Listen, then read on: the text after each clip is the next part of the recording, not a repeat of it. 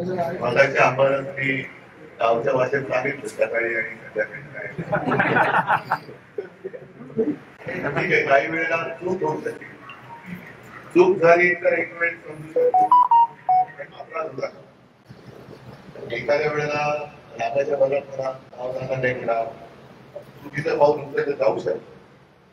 पण त्याच्यानंतर लक्षात आल्यानंतर चूक ही सुधारली गेली पाहिजे आणि साहजिकच आहे ती सुधारण्याची संधी दिली गेली पाहिजे. म्हणजे आता गेल्या आठवड्यातच मराठवाड्यामध्ये फिरलो, संवाद दौरा केला, पेठमध्ये सुद्धा एकदा पेठमध्ये सुद्धा येऊन गेलो. अंबादासनी अप्रतिम असा दौरा आयोजित केला होता. एकूण वातावरण जर का पाहिलं तर महाराष्ट्र क्लायमेट आपला कोण त्याच्याकडे बघतोय.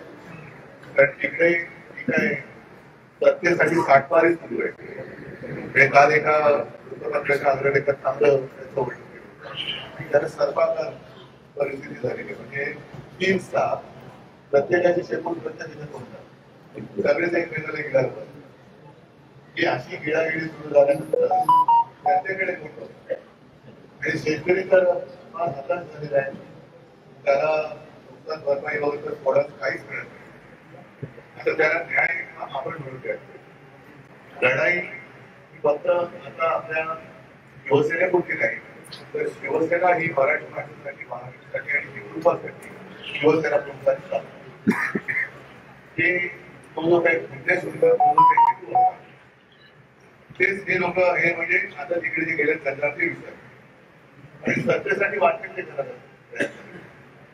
ठीक आहे, सत्ता आम्हाला पाहिजे कारण जनतेचं भलं करेल. काही वर्ष मी मुख्यमंत्री होतो, काय केलं काय नाही केलं तुम्ही जास्त आपल्या पद्धतीने आणि ज्या वेळेला मी शेतकऱ्यांमध्ये जातो मला शेतकरी आवर्जून सांगतो की काय तुम्ही जशी आमची कर्जमुक्ती केली होती तशी आज हे त्यावेळेला मी जे माझं कर्तव्य माझ्यावरती पाहिजे. आता परत एकदा तुम्ही म्हणाला एका महिन्यात 2 तलवार राहत नाही.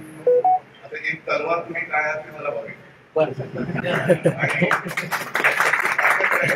फार लांबले 2-3 वर्ष नव्हतात तर माझी शिवसेनेची तलवार आता नाही का नसले त्या काही दिवसात मला दाखवतो. पूर्णपणे बीड जिल्हा हा तुम्हाला कल्पना आहे. त्यावेळेला आपण इकडे सूत्रभाव देतात असं बीड केल्याची पूर्ण विल्हेवाट इकडे कोणीच म्हणायचं नाही.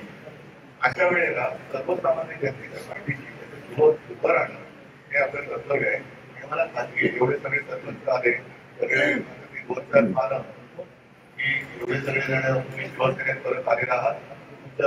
तुमचं माझी अपेक्षा आहे, तुमच्याकडे जनतेची अपेक्षा आहे. शिवसेना तर मला पूर्वीपेक्षा जास्त वैभवशाली पाहिजेच, पण ती पूर्वी त्यांच्या वैभवशाली याचा अर्थ जनता आपल्यासोबत आली पाहिजे. मेहनतीने कर्तृत्व आहे जवळ आणल्याशिवाय राहणार नाही हा विश्वास बाळगतो. सगळ्यांना शुभेच्छा देतो. जय हिंद.